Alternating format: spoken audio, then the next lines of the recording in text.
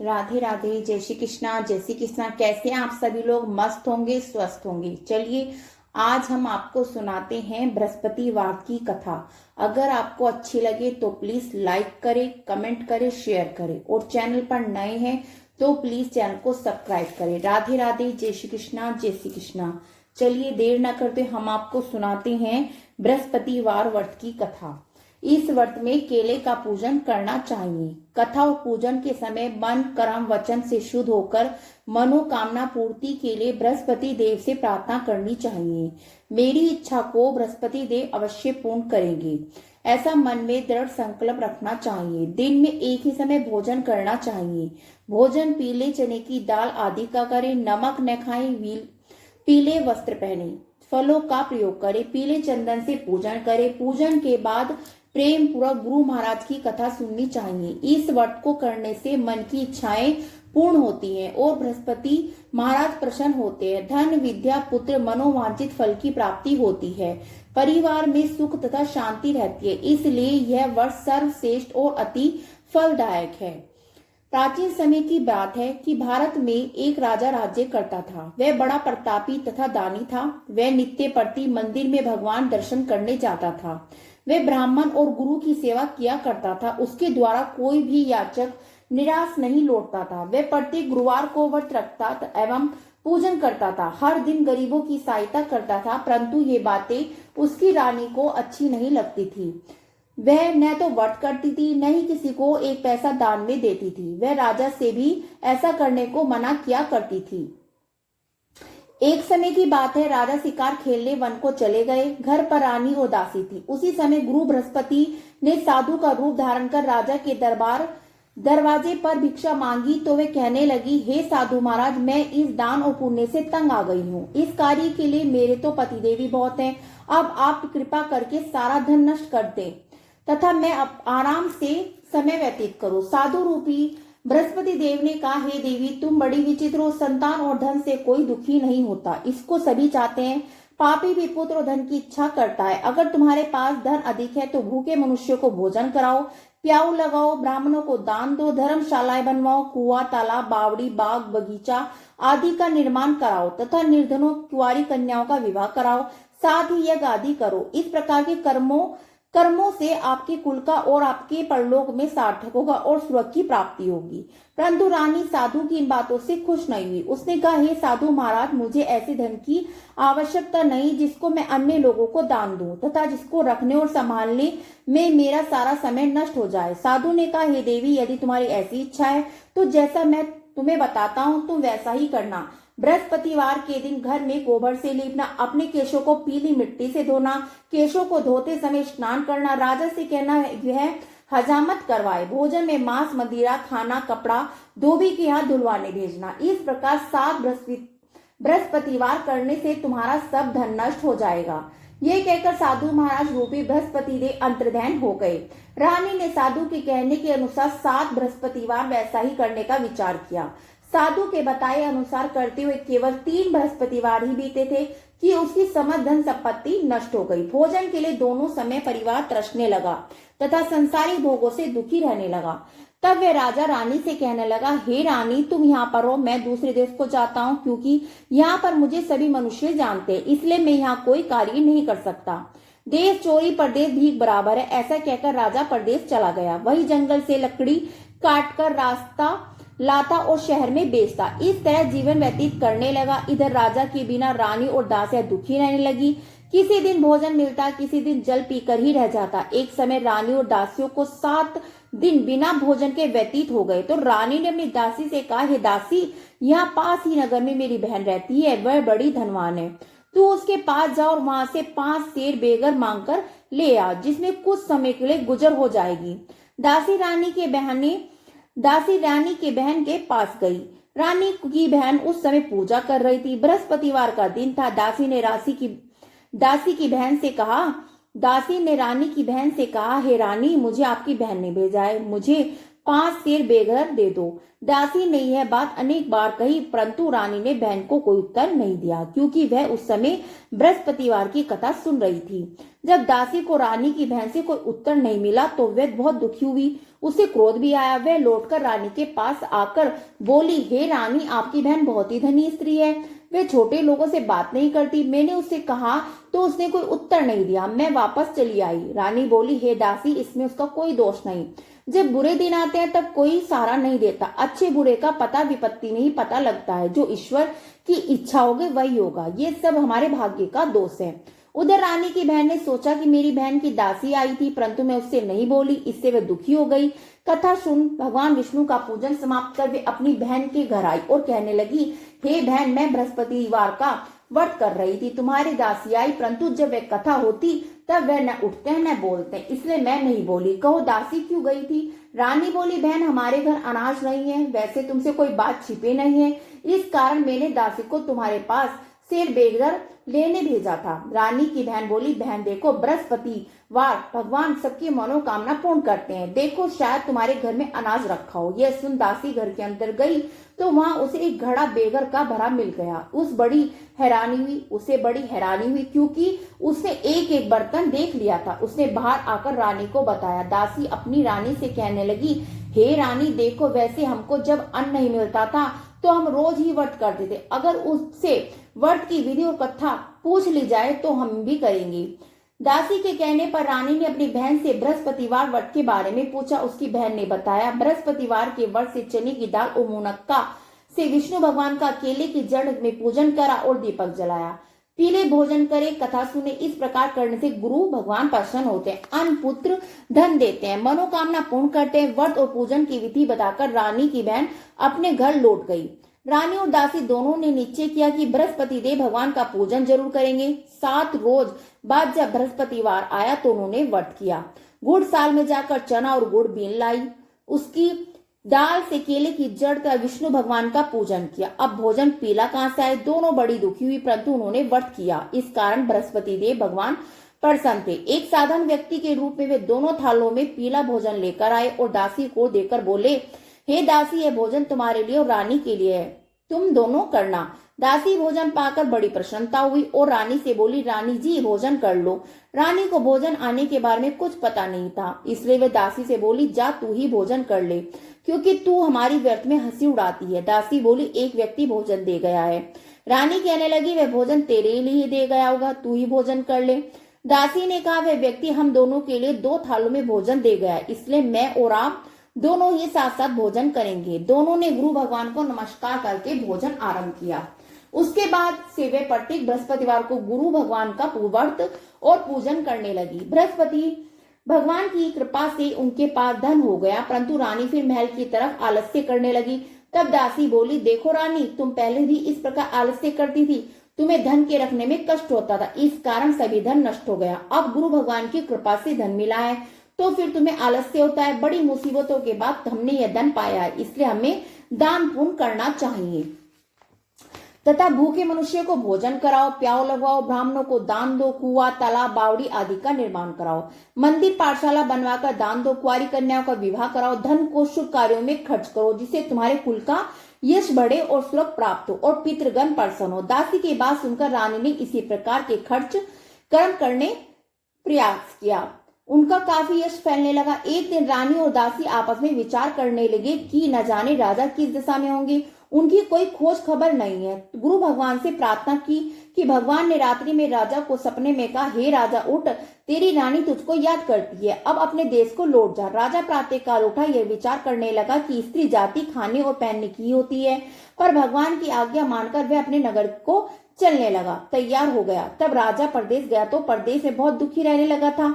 प्रतिदिन जंगल से लकड़ी बीन कर लाता, उसे शहर में बेचकर अपने दुखी जीवन की बड़ी कठिनता से व्यतीत करता था। एक दिन राजा दुखी हो गया और अपनी बातों को याद करके रोने लगा। उस जंगल में बृहस्पति देव एक साधु का रूप धारण कर आए और राजा के पास आकर बोले, हे लकड़ारे, तुम इस सुनसान जंगल में किस चिंता में बैठे हो, मुझे बतलाओ। यह सुनकर राजा के नेत्रों में जल भर आया और साधु की वंदना करके बोला, हे प्रभु, आप सब कुछ जानने वाले हैं। इतना कहकर राजा ने साधु को अपनी संपूर्ण कहानी सुना दी।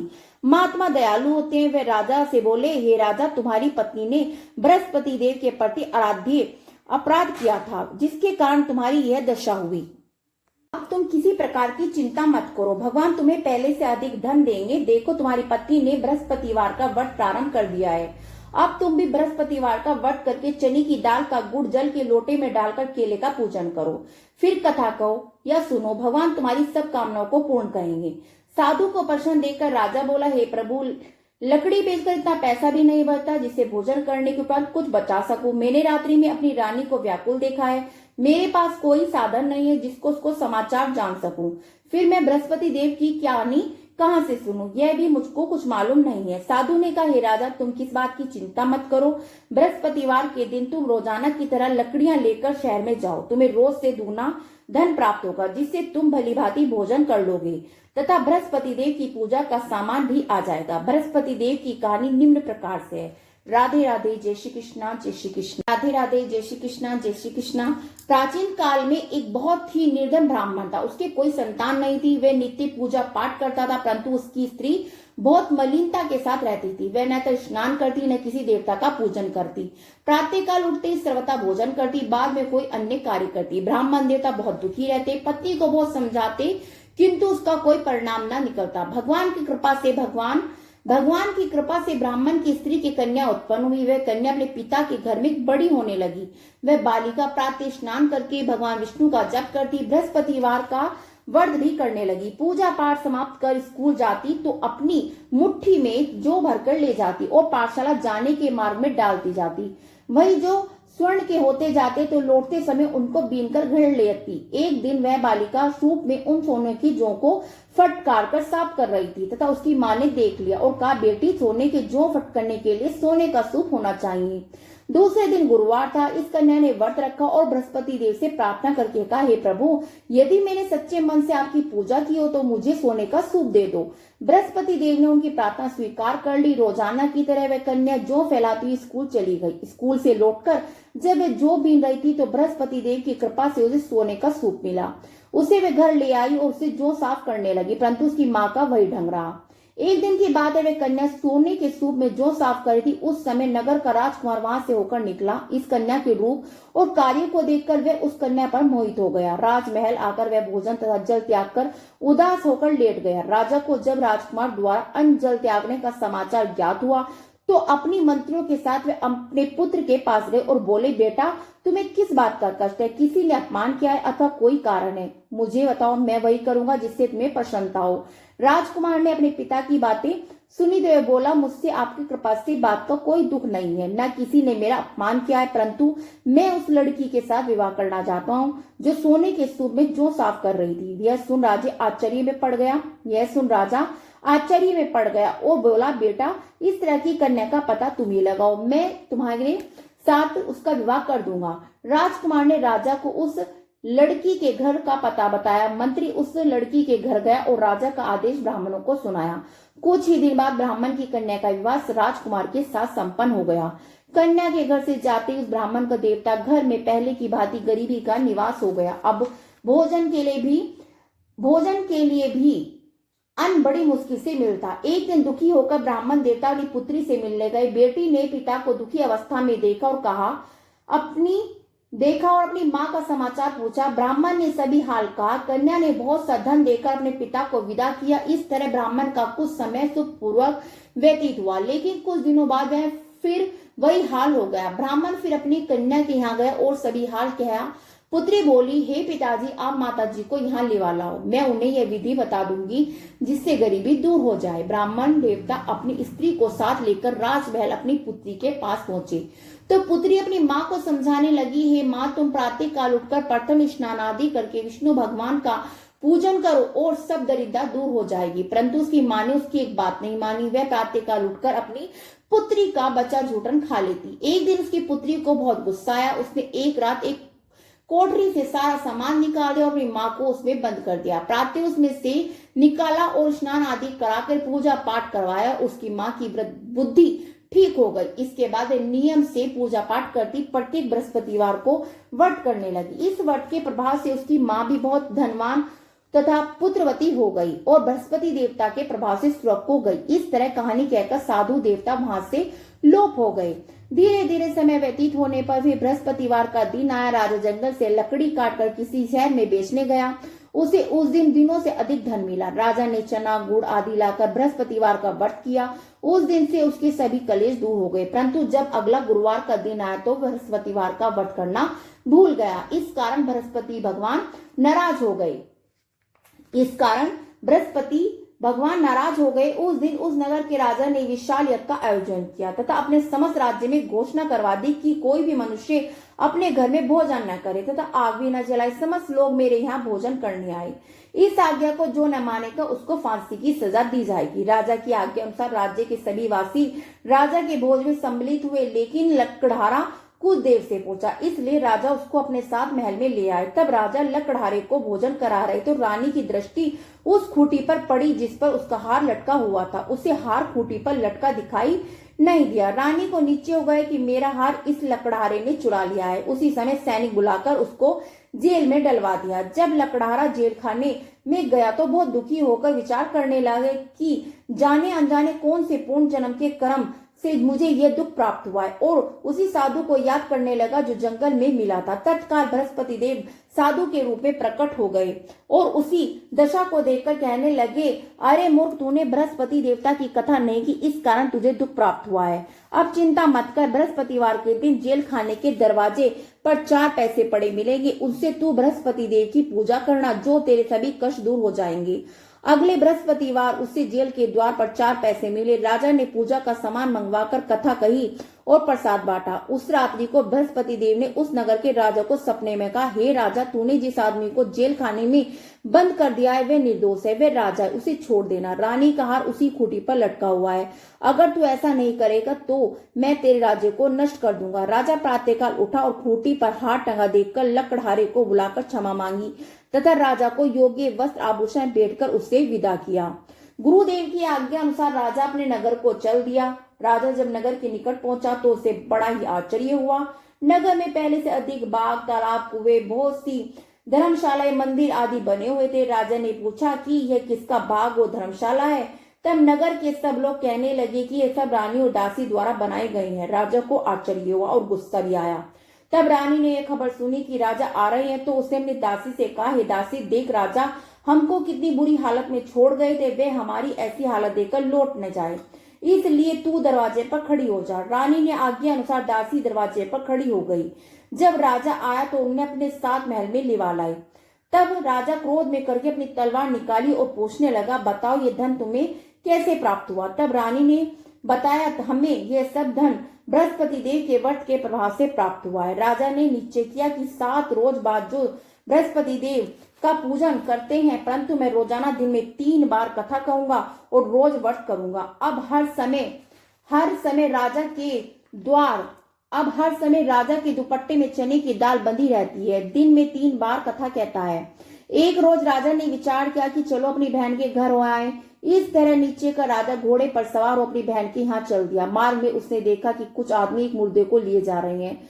उन्हें रोककर राजा कहने लगा, अरे भाइयों, मेरी बृहस्पति वार की कथा सुन लो। वे बोले, लो, हमारा तो आदमी मर गया, इसको अपनी कथा की पड़ी है। परंतु कुछ आदमी बोले, अच्छा कहो, हम तुम्हारी कथा भी सुन लेंगे।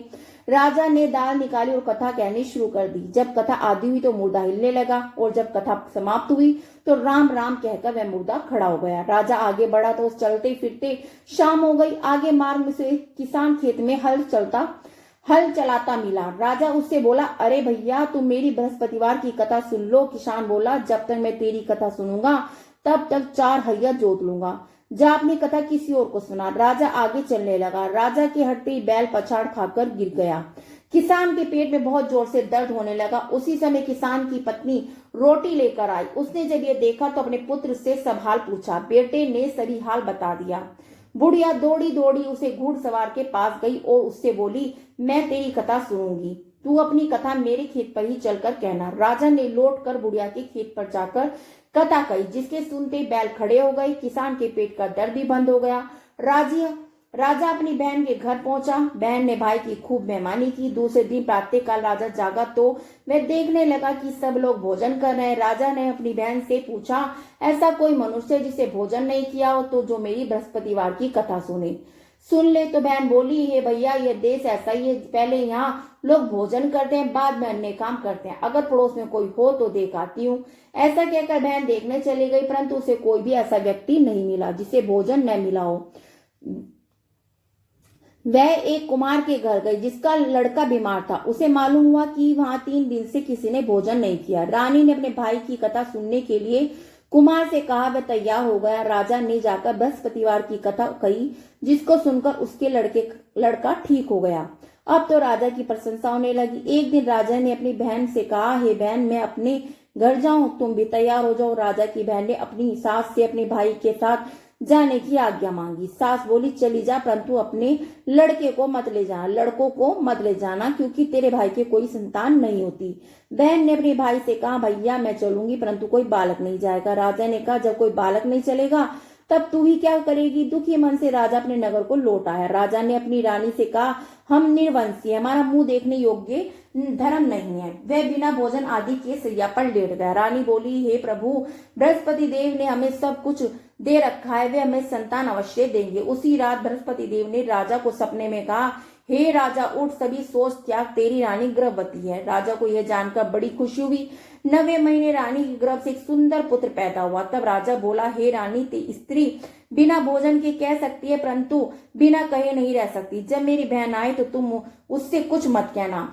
रानी ने हाँ कर दी। जब राजा की बहन ने यह शुभ समाचार सुना तो वह बहुत खुश हुई। तब बधाई लेकर अपने भाई के यहाँ आई। तभी रानी ने कहा, घोड़ा चढ़कर नहीं आई, गधा चढ़कर आई। राजा की बहन बोली, भैया मैं इस तरह न कहती तो तुम्हें औलाद कैसे मिलती। बृहस्पति देव ऐसी है, जैसे जिसके मन में कामनाएं हैं सभी पूर्ण होती हैं। जो सद्भाव से बृहस्पतिवार का व्रत करता है, कथा पढ़ता है अथवा सुनता है और दूसरों को सुनाता है, बृहस्पति देव उसकी समस्त मनोकामना पूर्ण करते हैं। बृहस्पति देव उनकी सदैव रक्षा करते हैं। जो संसार में सद्भावना से गुरु देव का पूजन व्रत सच्चे हृदय से करते हैं, उसकी सभी मनोकामना पूर्ण होती है। जैसी सच्ची भावना से रानी ने और राजा ने बृहस्पति देव की कथा का गुणगान किया, उनकी सभी इच्छाएं बृहस्पति देव ने पूर्ण की। इसलिए सबको कथा सुनने के बाद प्रसाद लेकर जाना चाहिए। हृदय से उनका मरण करते हुए जय जयकार बोलने चाहिए। राधे राधे राधे राधे। जय श्री कृष्ण।